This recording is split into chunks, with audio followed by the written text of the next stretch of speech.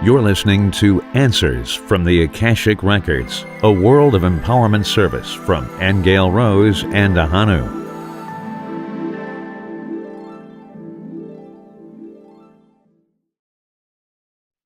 Well, you are all very, very welcome indeed. My name is Ahonu, and I want to welcome you to our 35th session of the topic-specific sessions from the Akashic Records with Aingeal Rose. And this one is on the planes of existence after death. Now, on behalf of Aingeal Rose, I want to welcome you. And our seasoned participants will know from where these sessions have originated. But for those of you who are new here, it's important for me to point out that Aingeal Rose is not in a trance, and neither is she channeling from any entity, spirit, or ascended master. She is downstepping this information directly from source. Now, many of you are aware that the answers to these questions became the basis for Aingeal Rose's first book in the 10-book Honest to God series called A Time of Change. And her second book is called The Nature of Reality. And both these books can be got from our own website, worldofempowerment.com, in the shop, or you can get them from timeofchange.info, thenatureofreality.info, or from Amazon. Now, because this session is being recorded, we will not use people's personal names anywhere in the session, but we do encourage you to ask questions, and you will receive the recording of the session once we've finished rendering it as a download. But we do ask you politely and sincerely to bear with us, because there's a huge amount of work in all of this, and it does take us a little bit of time to actually get the renderings done and to post them as downloads. So we know you will understand, but we will put them in your inbox and in your members area as soon as we possibly can. The questions from last week, if we don't get to all of them, we do roll them over. But because this is a topic-specific session, we will only be asking questions in particular to the session today on the planes of existence after death. Now, each week, the summaries of these sessions, we post them online on worldofempowerment.com in the archive section, and we also send them to our email list, and they also take a little bit of time to render. But don't leave the session early today, because I always do give a summary of these profundities towards the end. Now, we ask you that once we close the session, please do go to worldofempowerment.com and leave your impressions about the session today. We'd really, really appreciate that feedback. So that's the end of the formal introductions. I'd like now to welcome our very own beloved Aingeal Rose.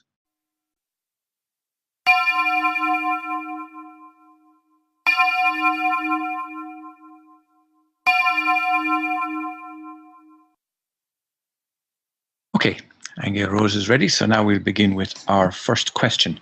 And as is traditional with us, we like to ask, what is Source's definition of the planes of existence after death? All right, well, let me just mention that with this topic today, we do have a lot of emerald green light in the room. Source's definition of the planes of existence after death is really describing them as layers of consciousness.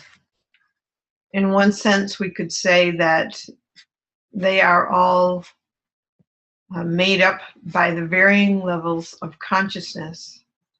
So what I'm seeing is that there is a vast array of different planes of existence after death. In fact, thousands, so many that I cannot even see the end of them. And Source does describe them as various levels of an individual's consciousness, where groups of souls do meet at these different levels and continue their journey or their experience of life. Now, these levels, even though they do seem like they're made up of our consciousness, they also do seem to have kind of like an archetypal theme. And what I mean by that is that each level does have its purpose. Each level of consciousness is part of the whole. All right, and it does represent different levels or stages of growth. And what I'm seeing is in these different levels, life does continue. In other words, the soul learning does still continue to progress, okay, in these different levels. So they're not static. There are no static levels in the sense of you go there and you do nothing. It looks to me that the whole point of life is that we have a purpose of achieving, understanding, knowledge, more and more virtues, more and more moving closer and closer to the divinity that is love. To come full circle with this question, Source defines the planes of existence after death as varying levels of consciousness, but very real, quote unquote, places. Okay? Okay. Our next question, Aingeal Rose, is about it's effectively confirming then that death is an entry to another level of awareness. Let's just ask Source. Okay. Are you wanting to know its definition of death? Yes, let's look at a definition of death. All right, let's look at that first. Well, Source is defining death as a belief system, first of all, that we have because we still perceive a big separation or a big divide between physicality and spirituality, in a sense of we view things in spirit as being separate and distinct from ourselves here as physical bodies. So the problem is what it's saying is really in our consciousness once again, where we have this belief in division or separation between these two worlds. And because we do, we cause ourselves to go through a death process as a way to leave, just the same as we cause ourselves to have a physical birth process, because we believe that that's the way that you come from spirit and gain entry into a physical dimension. So the reverse is true, that when you want to leave the physical dimension and go back to a spiritual dimension, you put yourself through a process of physical death. And it's being really clear where it's saying you put yourself through, because if our consciousness was at a place where we really realized and understood that there is no division between these two worlds, one is just a mirror image of the other. All right, that spirit is alive and well. Like for example, the you that observes yourself living this physical world, the you that observes yourself thinking or feeling or deciding, that you is the spiritual you. It hasn't gone anywhere. It's still here, functioning right now. All right. And that spiritual you really can come and go through many different dimensions right now, as it is spiritually.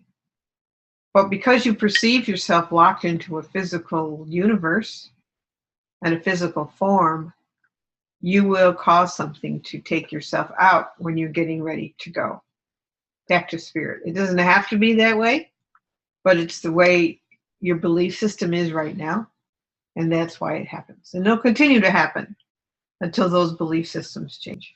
Our next question, when you talked about the planes of existence and the levels of consciousness after death, is one of those called heaven, and maybe is one of those called hell?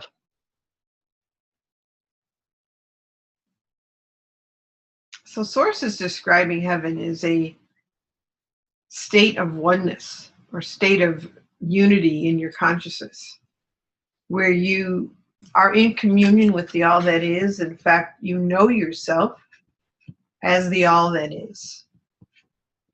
So Source isn't describing it, okay, so this is where language is going to come in here. it is a particular state of consciousness that you get to. So therefore it does create its own plane of existence. But what Source is saying is that it can be realized no matter where you are. So at any point in time when you come into that realization of yourself as one with all, or yourself as the all, when you get to that place, you could get to that place while you're living on Earth. You could get to that place while you're in one of the other planes of existence after death. I hope I'm making myself clear with that, okay? Hell, see what Source has to say about hell.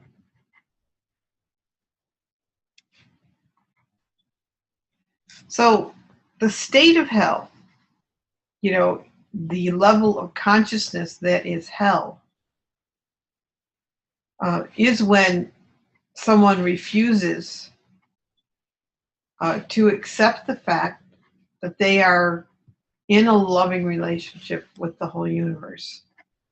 In other words, it looks like it is a deliberate refusal to see yourself as one with all life everywhere. And I find it interesting that Source is saying that it's a refusal, because it really is a denial of the truth of yourself. So in the truth of yourself being that you are a dynamic, living, spiritual essence in a flow and in communion with all life everywhere right now. Okay, so the realization of that is what we call heaven. But the denial of that is what we call hell. Okay, so we do create a plane of existence that we would call hell because it is extreme unhappiness, all right, and a refusal to join, basically, okay?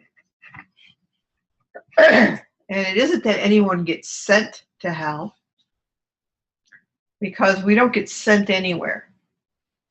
We end up in certain planes based on our consciousness.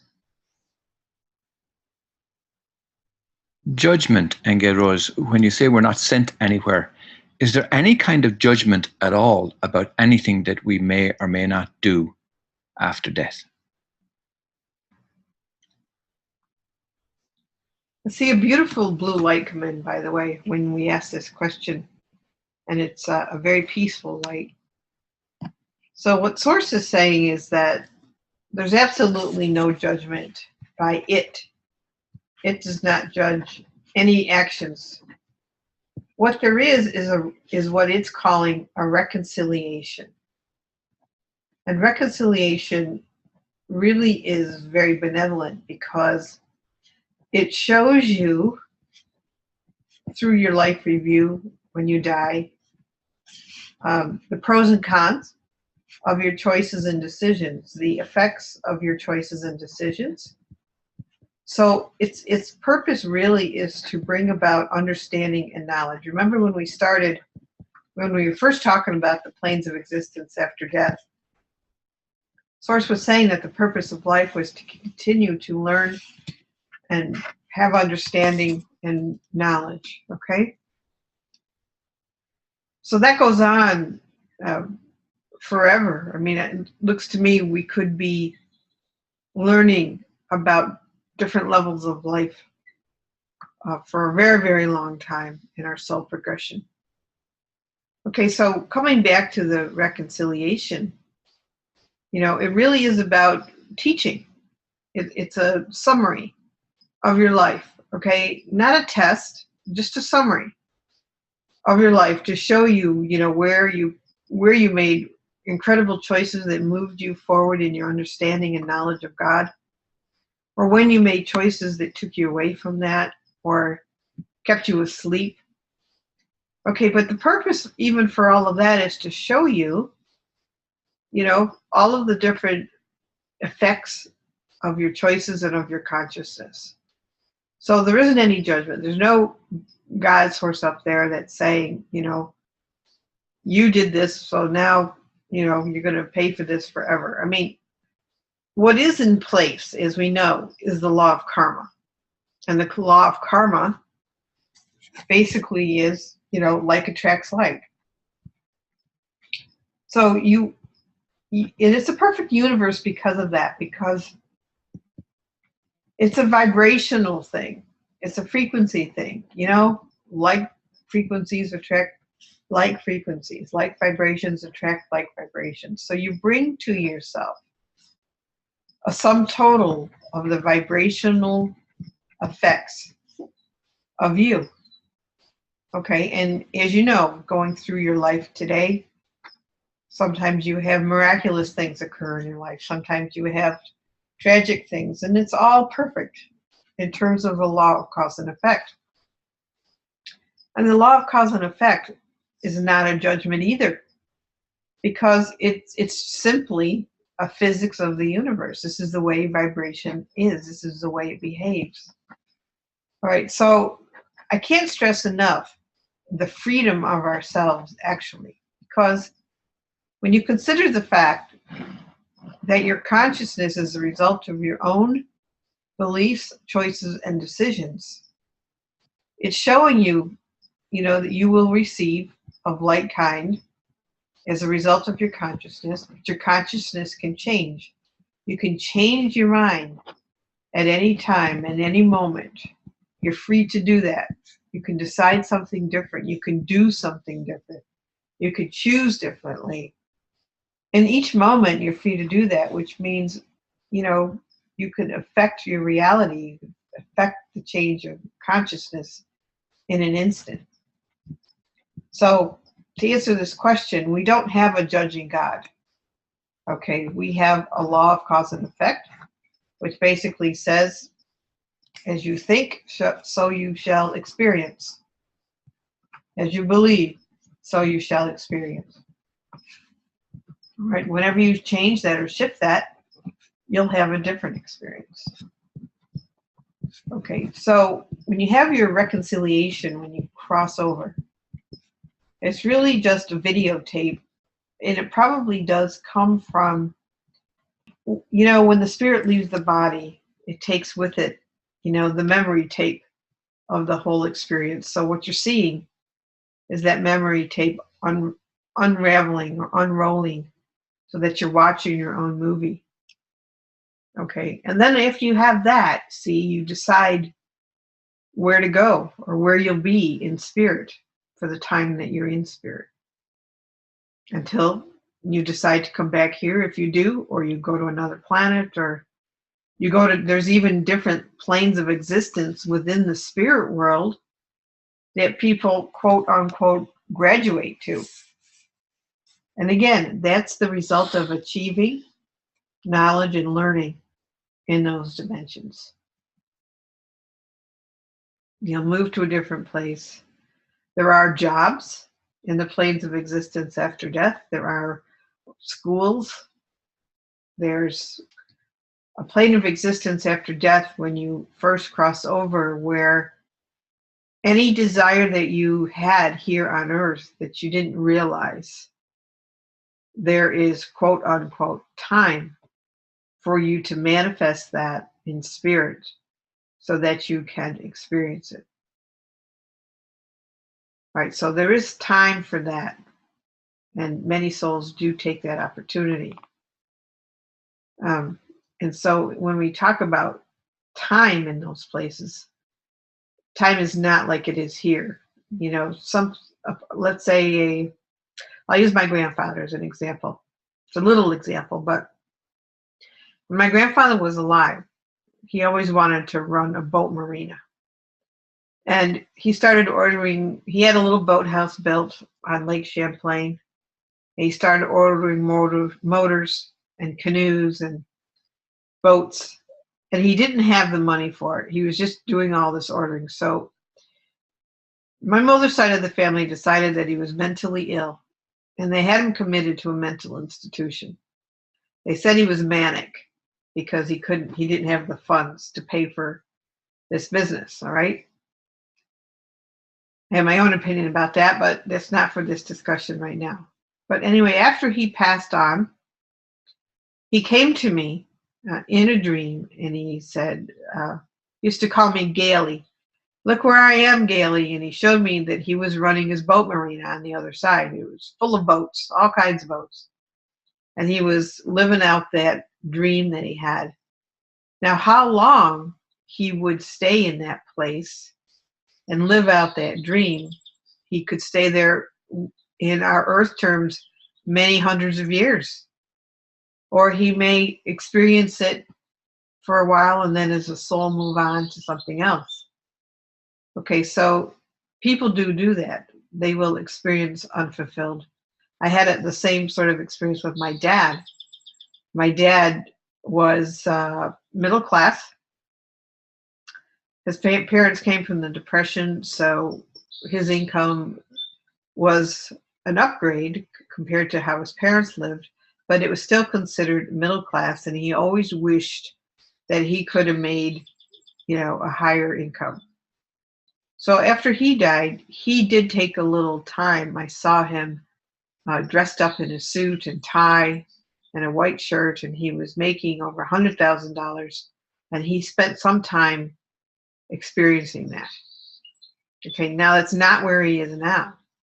Okay, but you do have permission when you cross over to experience what you would have liked to achieve here that you feel you didn't. Okay, kind of a long-winded answer, wasn't it? No, it's super, Aingeal Rose. Now we have some really, really wonderful questions in the lineup, and I'm going to try and keep them together in context, but it may happen that we'll jump over and back between some of the questions and the answers that you have already given, because a lot of people really want to know a lot about this subject. Okay, that's good. And the question next in the line is about suicide. And we understand that there's no judgment, but what actually happens in the consciousness of somebody that takes their own life? All right. The first thing that will happen is they will have their own life review, their own reconciliation. Okay. And the thing is sometimes for someone who commits suicide, that reconciliation could be very difficult for them because, they will see what they didn't choose. They will see what could have happened if they made a different choice. And this is true for every soul that crosses over. It's no different for someone who commits suicide, just that their review could be especially hard on them because they will be seeing, other choices that could have been made that would have led them to something else. Okay. There still is no judgment by source for anyone who takes their own life. All right, but we have to remember that the purpose of life is to gain soul experience. And remember, I don't know if we all remember that we've been told by source that we build a soul. In other words, it's made the distinction between the fact that we are spirits, but we are spirits that build a soul. We build a soul energy by our victories, our soul victories. So whenever you work through a challenge and you make choices that are loving instead of judging, or when you're given a choice on how to interpret something, when you look for the highest interpretation or the most loving interpretation of something you're going through, you build your soul. Okay, you might want to think of it as that you're building different color rays. Okay, and each color ray in its refinement contains certain qualities and virtues. So for someone who takes their own life, they're basically unable at that moment, or they believe they're unable to see a loving outcome of a situation. All right, so at some point, just like all of us, they will have to be challenged once again with the same thing. Okay, so we all are, we all in terms of perfecting ourselves, and if you think of even your chakra system, think of somebody gave me a really good analogy a couple weeks ago. They said that the chakras were like medicine wheels.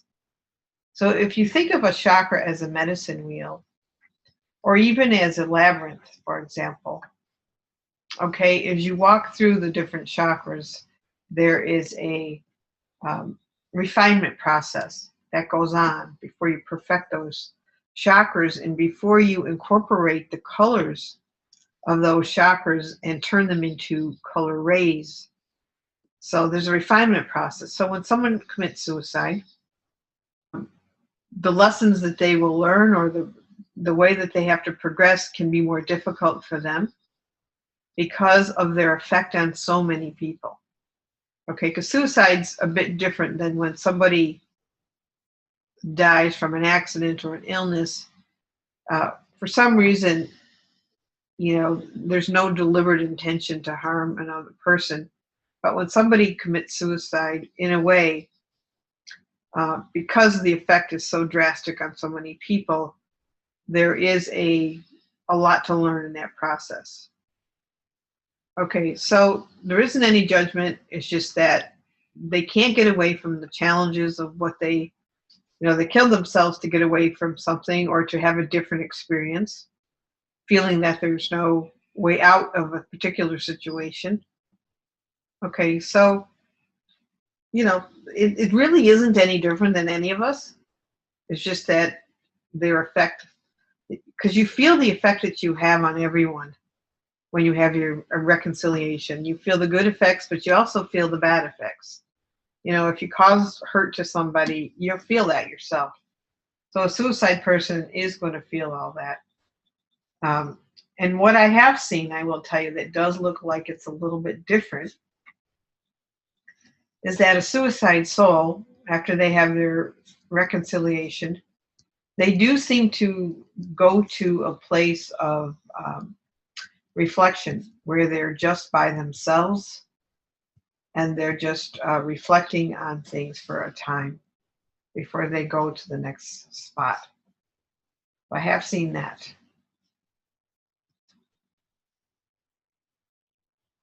I think the point of the answer is that there's no escape from our consciousness. Where no one gets out of their consciousness, no matter what they do. Okay. And people do need prayers, by the way, when they cross over.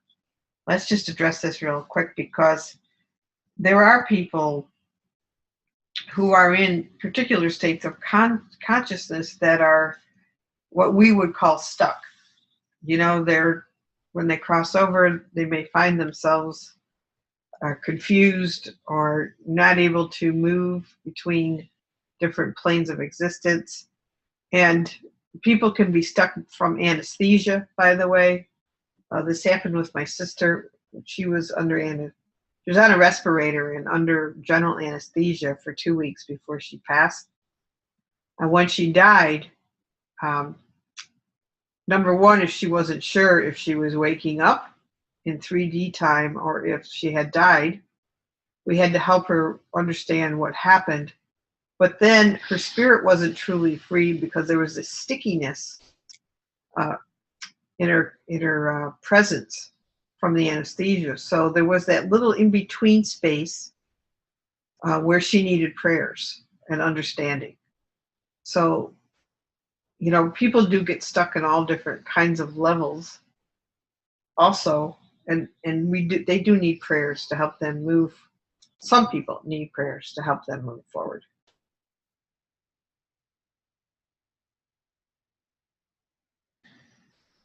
Our next question, Aingeal Rose, has to do with babies when they die. It seems that when babies die at birth, if we all have an intention or a purpose to come back to live on earth for intended growth of some kind, why would a baby die at birth?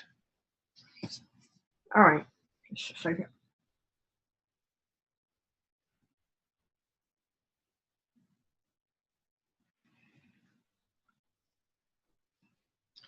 Right. What I'm hearing from sources, there could be a number of reasons. Right. It could be that baby came in briefly for a karmic purpose. It could be it came in to teach the others around it something. Okay. It could be that it was not the right time for it to be here. In other words, things change. Sometimes babies do make a decision that they're changing their minds and don't want to stay or feel that they can't take on the contract. So there's lots of reasons why a baby would leave soon after. And unless you really read the soul record of the baby and the parents and you look at the whole picture, it can be very difficult to understand. But we do have to realize that babies are not babies in their souls. You know, babies, we reincarnate from life to life, and some of us have been around the block, and we've had lots of soul experiences. So we actually come in, even though we're coming in as a baby, because that's the belief. Remember, the birth belief.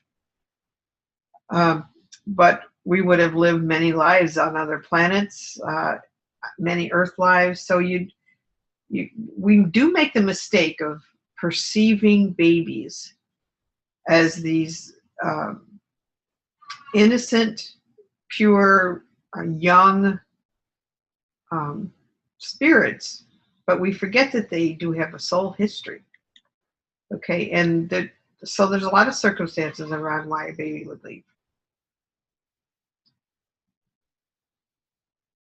A child, you know, we have a difficult time because we don't want to see things that are young or that just arrive leave. And it wouldn't matter if it was a baby or somebody who was 6 or 10 or 3 or a teenager or 20 or, you know, the truth is we actually don't like to see anyone leave that we love. So, but with babies, it seems to be worse because they just got here and we view it as they never had a chance to do anything, but we're not really understanding the full picture of why they're leaving. Okay. So that's when you need to be looking at their records or their time stream, and you need to consider the parents and the family and the time period, and all of that has something to do with it.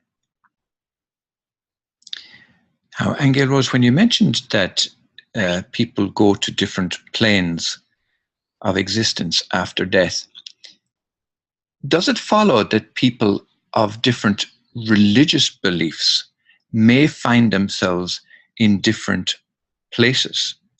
Or, for example, all Jews would find themselves on one plane of existence. All Muslims find themselves on a different plane of existence. All Christians. Do you understand my question? I do. Mm-hmm.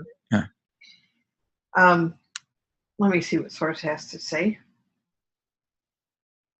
So there are different planes of existence that do match people's beliefs. All right. So, and we've had this conversation before where a Catholic might cross over and have a vision of the Virgin Mary or of Jesus. But also, people might have a vision of those beings if they weren't Catholic as well. All right. But it is true that we do create planes of existence that match our religious beliefs. But it doesn't stand as an absolute that a Catholic would, you know, go to a Catholic environment or a Jew would go to a Jewish environment. I think it has more to do with who may meet you on the other side would be according to your beliefs. Does that make sense? Yes, it does. In other words, I have heard of people who were atheists who had a near-death experience, let's say, and saw Jesus, for example. Okay? So, but I still think it's somewhere in the consciousness, and it might be even in the past life history of a person in terms of who does meet them. on the other side. Some people's galactic family meets them, you know, the planet, the people, the family that they've known off planet may come to meet them. You know, so it's wide and varied. It really, really is. But a lot of people who are Catholic, they're going to say they saw Jesus or they saw God or they saw the Blessed Mother. And the Jewish person might see somebody else, and the Islam person might see somebody else, you know. So that would be according to your beliefs. Okay. Our next question, do we visit other worlds after death? And I think this question is particular about physical planes of existence as opposed to spiritual planes. Like, would there be another planet similar to Earth somewhere, or yes, Mars or somewhere? Is that what you're saying? Yes. Okay. Well, it is possible to go to different worlds after death. My feeling is you may not go right away. I do think there's that little period of your reconciliation, and depending on how you died, like for example, there are people who are very ill for a long period of time. Now, sometimes when those people cross over, depending on how bad they were, they will go to a healing plane for a long period of time. I've actually seen this place. It's been attended to. It's attended to by angels, and it's almost as if a person's spirit is bathed in different light frequencies or color frequencies for an extended period of time, depending upon, quote unquote, how broken they were. Okay? There are other people who don't need to go through that, and they will go to different planes for a while. But it is possible, of course, to visit different worlds. A lot of us have done that. We've had lives on other worlds in our journey. Source is wanting me to address something with everybody. Because on the one hand, what we're really saying is that these planes of existence are created by our own consciousness. So somebody could get fearful about that and say, well, then what's real? I mean, if we're all just kind of making up these planes of existence because of the way we think and believe and perceive, is there anything real there? And Source is saying there is a fundamental reality. And that fundamental reality is that no matter where your consciousness is and what kind of scenario you create with it, God is still present. You know, it's like God Source, which is that original intention of pure love and desire, which is everlasting, goes with you wherever you are. It's something that you have built in within your very structure, your very foundation of your living essence, carries God with it wherever it goes. And what's happening is that we achieve greater and greater realizations of that fact in our consciousness. And the thing is people can stay in particular levels of consciousness for thousands of what we call years, or let's just say hundreds of lives. They might not shift very much in their consciousness. So their realization and experience of that loving source might be limited for a long, long time. But it's not going to stay that way forever. I mean, eventually, everyone progresses or gets closer and closer to source. So we kind of have to make it be okay that in a sense, everything that's going on is just as it is, just as it should be. This is why there isn't any judgment in it, because it's all being created by our awareness and our consciousness, and it can change at any moment. We can redecide. I think what can happen is if the souls stay in a particularly low level of consciousness, they may find themselves in confusion and stuckness. And this is when our prayers do help people. And here's just a small little example. I know there's a lot of questions, but I remember a story a long time ago where a person got in a bad car accident and they were out of their bodies looking down at themselves, right, in this car crash. And they said, when they came back, obviously the person was back in their body and they lived through it and everything. But what they said was that while they were out of their body and they were looking down, they could see the energy coming off of all the people in the cars that were stuck in traffic, for example. They were saying because the accident caused a traffic holdup, that they could see all of the thoughts and feel all of the thoughts of the people who were angry, impatient, that they were being held up, okay, except she said she noticed one or two people that were actually sending prayers. And she said it was those prayers from those two people that saved the person's life. So I make this point to demonstrate that we are all in relationship with each other, and we need to be very mindful of whether we strengthen each other or weaken each other, because all of this does contribute to our waking up to greater awareness, okay, which is consciousness shifts. That's what those are. Sorry, I'm just trying to keep notes as fast as Aingeal Rose talks, so just bear with me a second while I get this thought down. Okay, our next question. You did mention earlier, Aingeal Rose, about the tunnel of light. Does everyone go through that tunnel of light?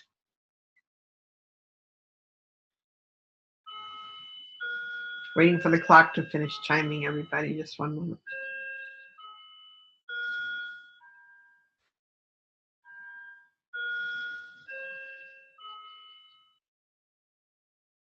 So what Source is showing me is that there is an opportunity for all souls to go through the tunnel of light.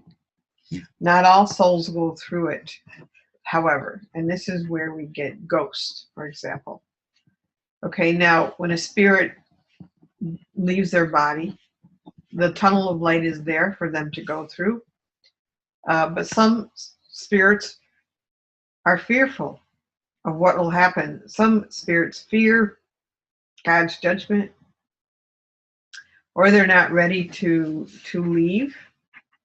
So they will hang around. What we call those spirits earthbound spirits. Earthbound spirits have not gone through the light yet, through the tunnel of light. Okay, because the tunnel of light does lead you to the planes of existence after death. Okay, but if you don't go through there because of some sort of a fear you have or an inability to accept your death, okay, then those are the spirits we consider earthbound that hang around, sometimes for hundreds of years. So no, not every spirit right away goes through the tunnel of light. We actually do have a friend who had 4 or 5 near-death experiences, and he did say that, when he was having those, he saw the tunnel of light, and he was one person who was terrified of God's judgment. So he did not go through it until, I think he did have an experience of it at one point. But prior to that, though, he did not go through it. So it is available for all souls to go through, but not all souls go through right away. So can you clarify, Aingeal Rose, about going through the tunnel of light? Because some people say that they're sent back. So is it themselves that are desiring not to go, or is there some being or entity there that is actually sending them back? Like in the case of our friend with 4 or 5 near-death experiences. Mm-hmm. He was sent back. He was actually sent back. Right. Okay. So what it is a higher aspect of the person themselves who is telling them that they're not finished. What was the original question? Tell me again. Huh? The actual question is about somebody who may have died during surgery and they claim to see a bright light. Right. And when they come back, they always report that they were sent back. Right. And that is, it does have to do with their soul contract that they agreed to before they came. So when they're being sent back, it's usually because they're not finished. And this happened to my aunt as well. My aunt miscarried twins, and when she did, she had complications, and she was out of her body, and she claims that she saw, I don't know if it was Jesus or God, but she experienced that incredible love that people do talk about when they have a near-death experience. But she was told that it wasn't her time. And usually that's because there's still more in the soul contract to do. Same thing happened to my father. Okay. It's because the contract isn't finished. Okay. And we have to keep in mind that the contract is not just personal. A contract is something that interrelates with other people in our lives. So coming back could have just as much to do with something else that a person has to, well, do for themselves, do for the world, or do for the people in their lives. Or all of them. Okay. Okay. Our next question is about the soul. And does the soul reside in the body or elsewhere? And if it is in the body, where is it? All right. See, Source is telling me that it's the spirit that resides in the body, a portion of the spirit. Okay? It's not calling it the soul. I know people think of it as the soul, but Source is saying it's the spirit. And part of that is in the body. It looks like it is anchored, to be clear here, because I'm actually seeing a connection between the sternum and the stomach, the spot there, okay, that it anchors in. And it's giving me the word anchored because it's saying that it's just a point, well, like I say, where there's a more of a concentration of it focused. But the truth is the spirit comes through all the cells of the body through the breath. Okay, so in a way, you could say that your process of breathing is keeping your spirit essence anchored in the body. Okay, they're connected, the two of them. What was the first part of the question? I know the second part was where was it located, but the first part was what? Yeah, does the soul reside in the body? The soul. See, we build a soul, so it does actually become. It actually does become part of us. So, but our true essence is a spirit, but the soul, it's almost like an accumulation of frequencies that make us bigger. So it would be contained, where the spirit is, the soul energy is going to be. Okay? Okay. Accumulates. Okay, Abraham from Abraham Hicks. Mm-hmm. Is coming down from another plane of existence. How does Esther Hicks do what she does in communicating with Abraham? And who is Abraham? Okay. All right, so what I'm getting is a group of spirits called Abraham. I think it's Abraham is the name of a group of spirits who are collectively communicating. She feels very much that when she brings that information in, there's a part of her that is actually in that dimensional space with those spirits, or souls. And I feel she knows them. I feel part of that collective is very familiar to her. It's almost as if she's one of them.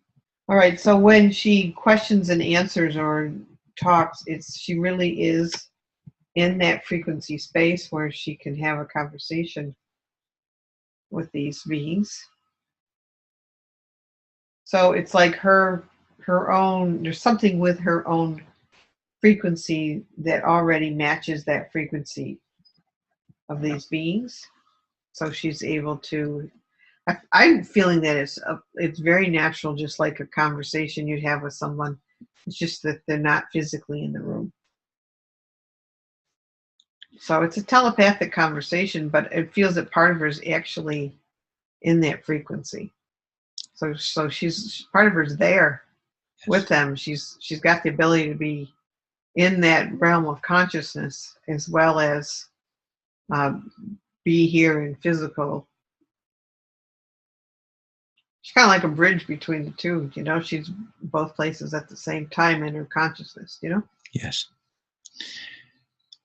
How can we tune into our dead relatives, and how can we benefit from tuning into them? Okay, well, the first thing Source is saying is not all dead relatives want to communicate with us, first of all. Okay? A lot of them do. A lot of them are delighted to establish that connection, but we have to understand that souls are on a journey, spirits are on a journey. So when somebody crosses over, there are some spirits and relatives that want to communicate with you and want to let you know where they are or what they're doing. There's others that are off. Some could be in learning planes of existence. Some could be have achieved other levels of consciousness and gone on to higher and higher planes. And in those times,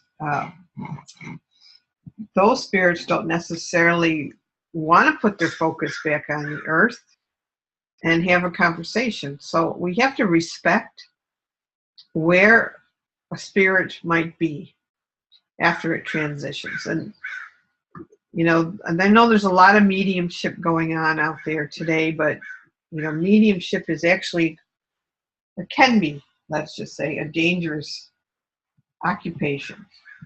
Because once you establish yourself as a medium, you do attract all sorts of astral energies that wear and tear on your physical body. So you do have to be very careful. But I only say that when I have done so many Akashic readings, people will ask about their dead relatives. And I think that's an incredible way to do it, actually. You can either learn how to read the record yourself and go in and ask about these particular people. But why I like a reading is because you can see where they are. You can tell right away, does this relative want to talk to you? Or you can see where it is, what it's been doing since it crossed over. So you find out really quickly if it's somebody who, I mean, they will always show you where they are. But like I say, they don't always want to have a constant interaction with somebody they've left behind. But I will say that just about every spirit that I've contacted is definitely aware of their family here. And, you know, we have to kind of think, too, of the phrase non-local. Because once somebody is in spirit, they can be aware of the relatives here. They could be watching them, but they may not be close by, quote unquote, if you know what I mean. They will always be aware of their family. Now, there are other relatives, when they cross, who have achieved a particular level of knowledge where they would be given permission to be a guide to someone they've left behind, or maybe somebody that wasn't in their family as well. So the whole quote-unquote application to be a guide when you cross over, some spirits want to do that, but they're not all given permission to do that, depending on their own state of consciousness. Now, I'm not talking about the astral riffraff that hasn't gone through the light that pretends to be guides. That's a whole other thing, okay? But there are some relatives who want to stay close to the people they've left behind. They want to try to help them as much as they can in their lives. Some are given, when I see it, some are given permission for that, to hang around their families, to kind of make connections with them and make sure they're safe and protected. So, but not all. Some are and some are not. You just have to go in and find out where they are. But when you ask me how do you contact them, you can have a reading. You can see, even if somebody crosses over and you say, "Give me a sign that you're here," right? Now, that is kind of an open-ended invitation, really, because there could be plenty of astral spirits who say, "Oh, yeah, I'll produce some phenomena for you and make you think it's your mother or your father or your brother or somebody." Okay, so that's a little bit iffy when you do that. Okay, but if you have a really good reader that you know can tap into that, go have a reading and check on your people to find out where they are. Okay, or you can learn yourself. Learn to access the records, or do something like that. It's always harder, I think, to read your own people, but it can be done. You can learn how to do it. Okay. Aingeal Rose, is there an average for how long people remain in spirit after death before reincarnating? Well, I'm hearing, no, there's no average. I'm hearing that it is very personal and individual. Some come back right away. Some stay away for a long period of time. And when I say long, anywhere from 10 years to 100 years. I mean, there's a wide variety of things because some things a soul needs to come back to earth to re-experience or to continue. Okay? And some spirits definitely want to do that. And some want to do it sooner rather than later. Others want to do it later rather than sooner.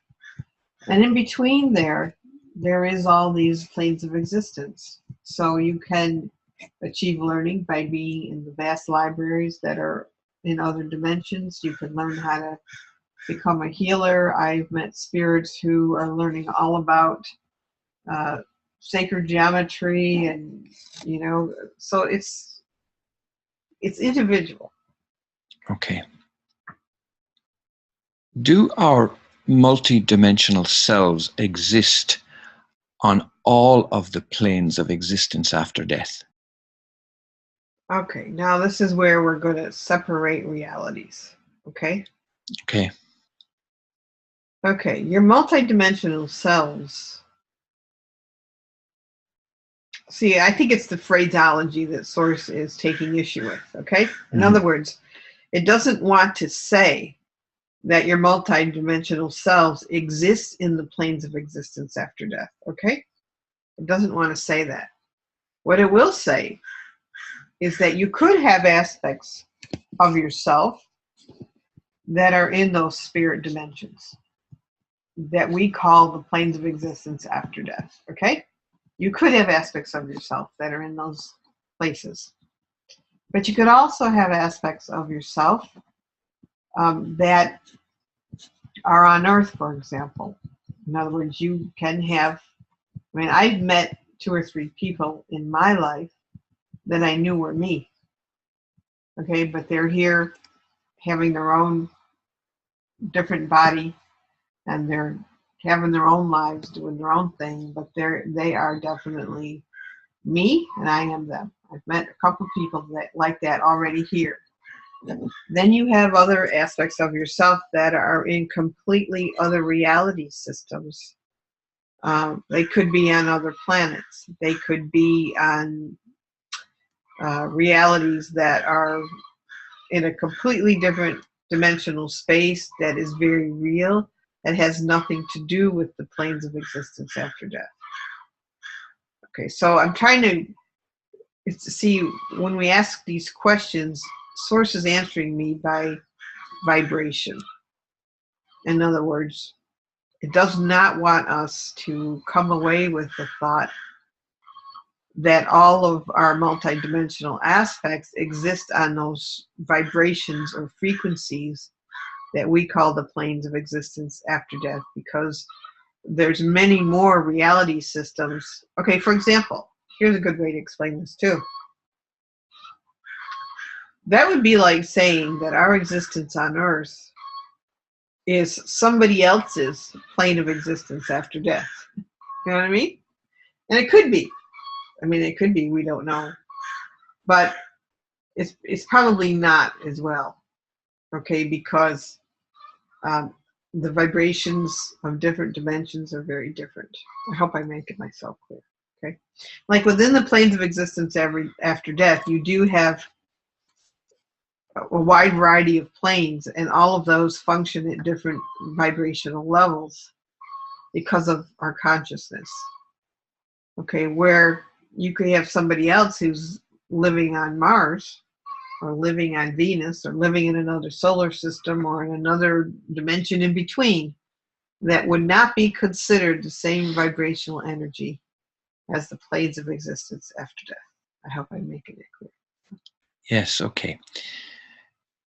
Now, can we enter by intention these planes of existence before death through meditation or through quantum jumping?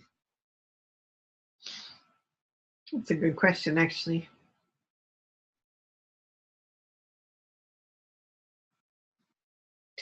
Well, you know, what I'm hearing is you can definitely explore them in your consciousness.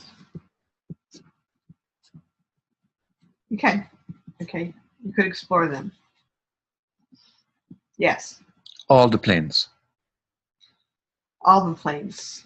Well, that depends on your consciousness. It's kind of like what kinds of planes of existence can you arrive at or experience still has to do with what your consciousness is ready to experience. Yes. Okay? It's the same analogy of being in the records. You know, there's very many different levels of records.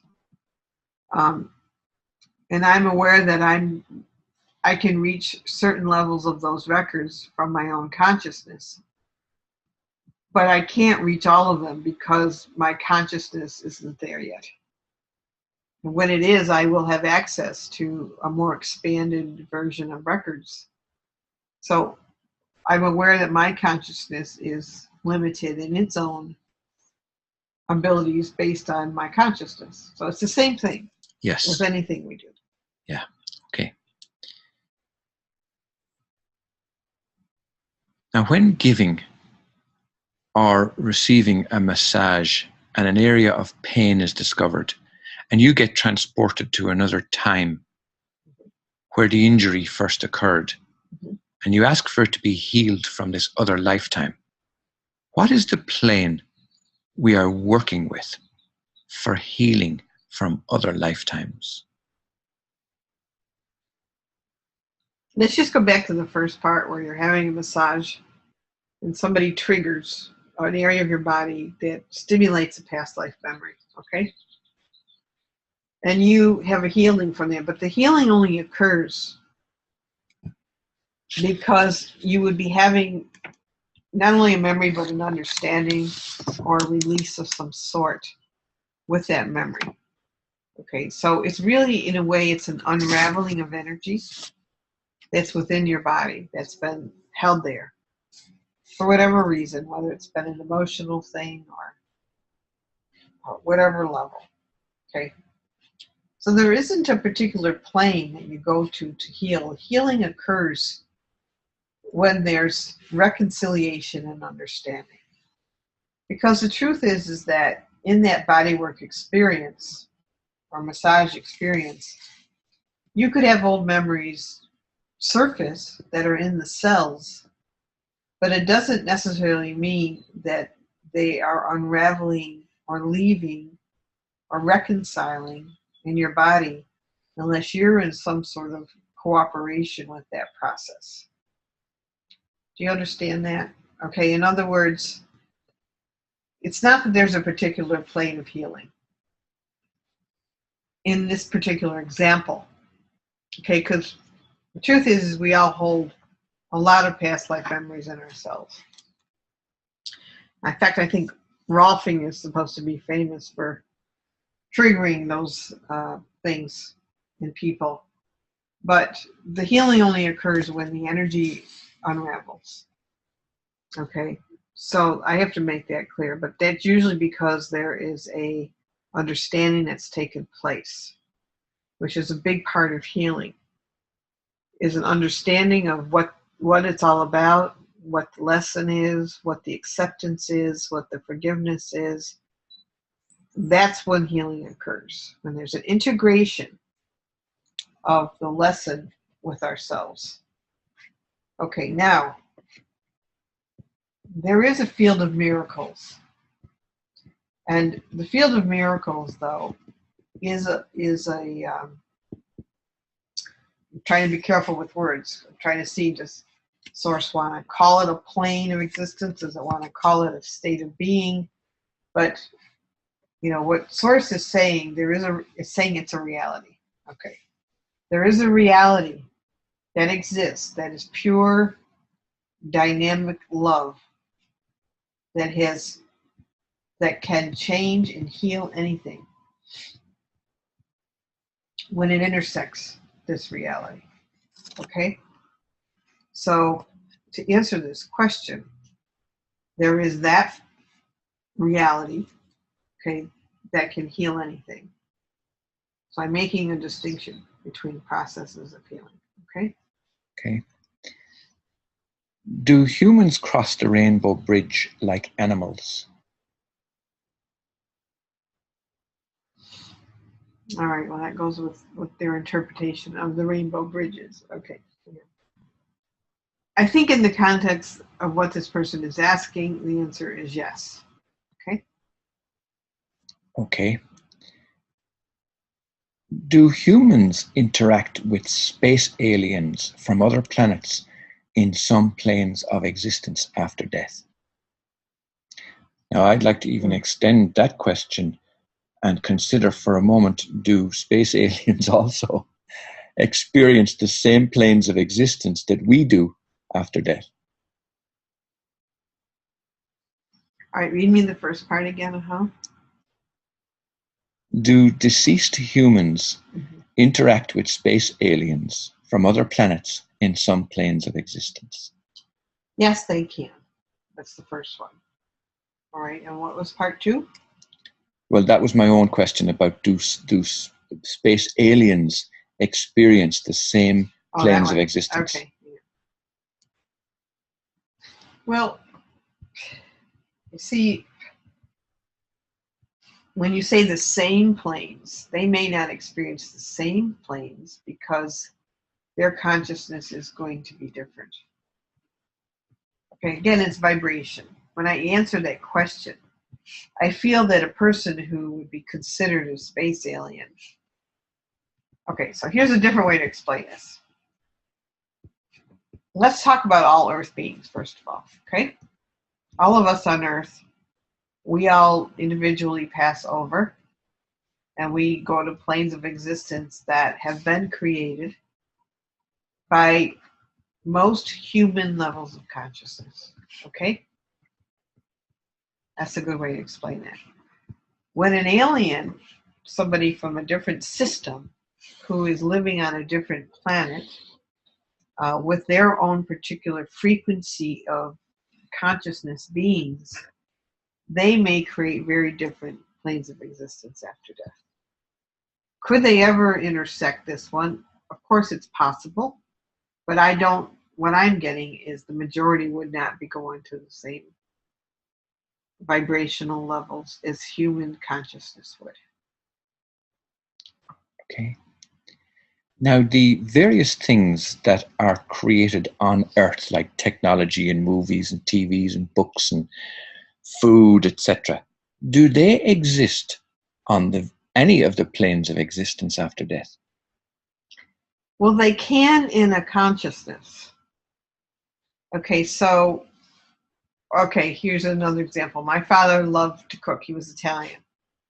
All right, now there's oftentimes when somebody that I know would have a dream of him cooking, all right, with a lot of people around him, and they'd be sharing this meal.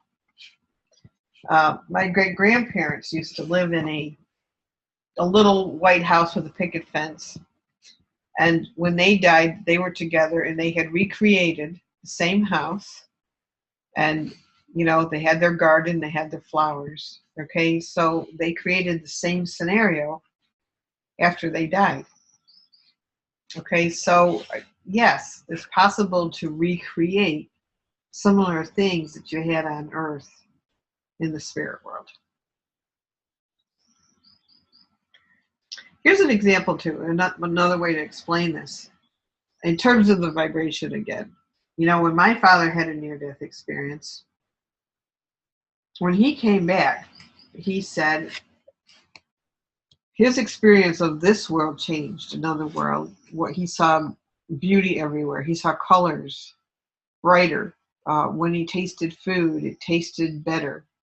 So there's something that shifts in the consciousness. So yes, you could recreate food on the other side. You could recreate gardens. Like I did see my father at one time too, sitting on a bench in a flower garden. You can create all the same things, but the taste and the density wouldn't be the same. Do you understand? Yes. Okay, we do have to come to our last question. There are one or two other questions in the line, Aingeal Rose, but you've answered them generally, and I don't want to necessarily go into the specifics of those questions. But the final question for today: can we progress to higher dimensions? Higher planes of existence after death without the need to reincarnate on the earth? And which plane can we get freedom from the cycle of birth and death? All right, well, you can do a lot of progress in the spirit realms beyond this world. You can continue to learn and grow. Do you always have to come back here? That really depends on what your relationship is with the earth. What your soul may still need to experience some sort of reconciliation with the earth or with people that you've known here. So there could be lots of reasons why you would come back to earth itself. But it doesn't mean that when you cross over that the next thing you have to do is come back into earth. You can progress in other dimensions and learning for hundreds of years before you ever have another earth life.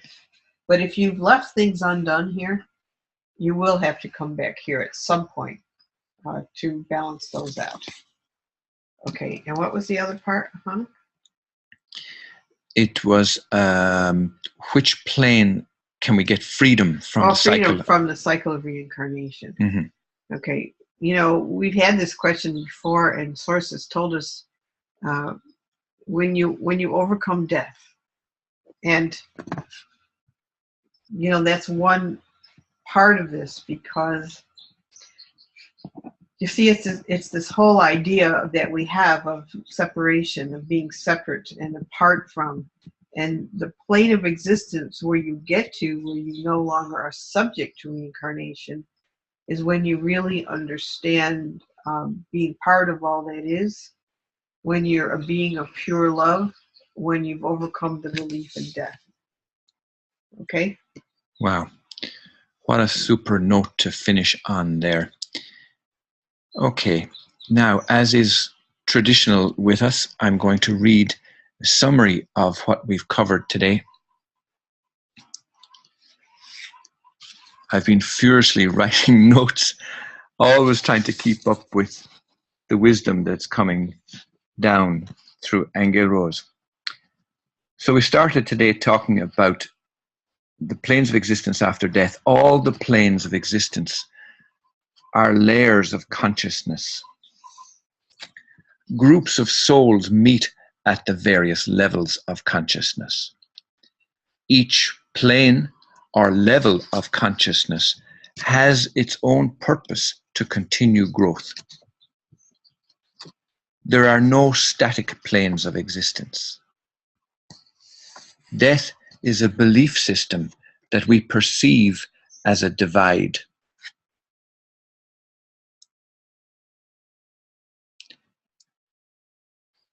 And that actually had another little add-on at the end of it, as a divide between us and spirit.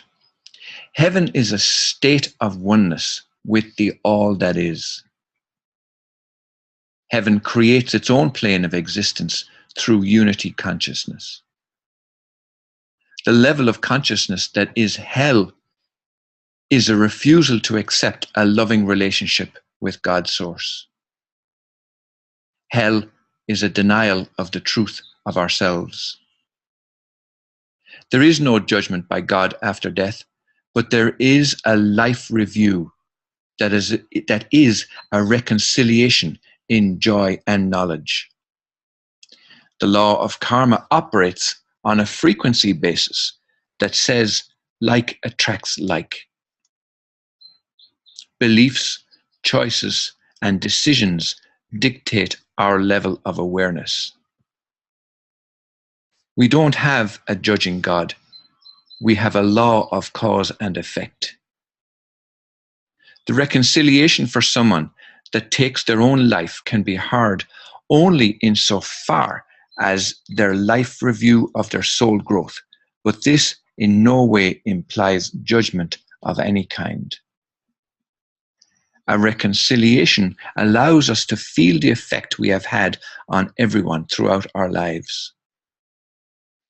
There is no escape from our own consciousness.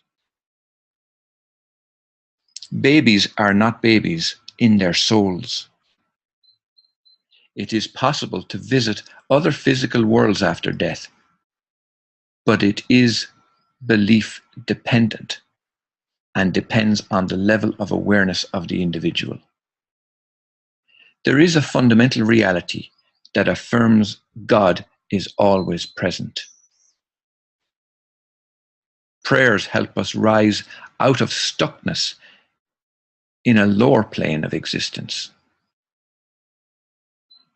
We need to be mindful that at all times we strengthen or weaken each other. Not all souls go through the tunnel of light. Those fearing God's judgment may prevent a soul going through the tunnel of light. Near-death experience means there's more to do on the earth plane, and the soul contract is not finished. It is the spirit, not the soul, that partly anchors in the body. Abraham is a collective of spirits that communicates with Esther Hicks as one of their own. Not all deceased relatives want to communicate with us. Mediumship can be a dangerous occupation, as it can cause wear and tear on the physical body. The length of time before reincarnation is different for every individual. You can have aspects of yourself in all planes of existence, including those after death. Our consciousness determines whether we can explore the planes of existence prior to death. Memories are an unraveling of energy triggered from a timeline. Healing occurs when there's an integration with our reconciled selves. Space aliens experience planes of existence after death that is dependent on their own level of awareness. Products and physical things can exist in other planes of existence. Your relationship with the earth always determines if you reincarnate here. When you overcome death, you overcome the cycles of reincarnation. Now that does bring us to the end of our session today, so please stand by while I ask Aingeal Rose to come back and to close the records.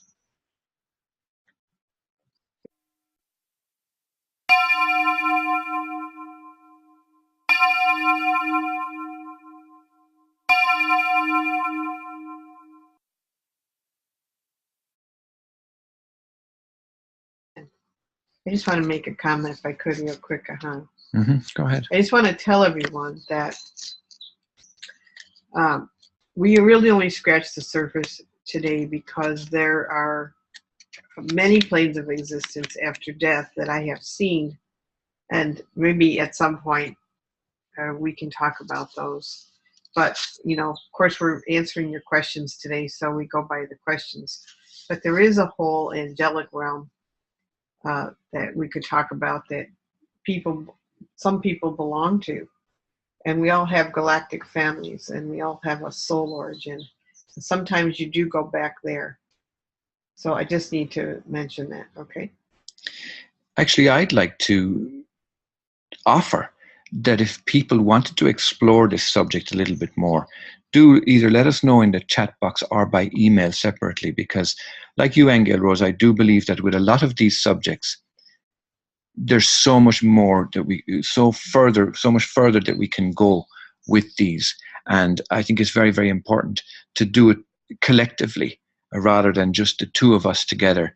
And so we ask for your participation in that. And if this subject is of particular interest to you, do let us know in the chat, or do email us separately and let us know. And we will most certainly would be delighted to do a separate topic where we would explore it in detail. And they don't have to limit it to that. If they have any subjects that they would like more information on, yes, go ahead and email those to us as well. Yes. Now, I'm holding back from making a wonderful announcement to you, simply because we don't have all the pieces of the puzzle quite in place just yet. But we are on the verge of making an announcement. And those of you who are present today are on our mailing list, and we will let you know. It is something that's really, really interesting. We're bubbling over with excitement about it. And we will be making a release, an announcement in the next week or two about this. So do stay tuned. It leads me to say a huge thank you for everybody that have participated here today. As I mentioned at the outset, your questions are a vital part of this downstepping of information from source through Aingeal Rose, and we really appreciate it. So we thank you so much for being with us today. We appreciate you being here. We love you all so much, and we will be in touch, and we look forward to speaking to you all again very, very soon. Bye. Thank you. Bye-bye. You've been listening to Answers from the Akashic Records, a world of empowerment service from Aingeal Rose and Ahonu.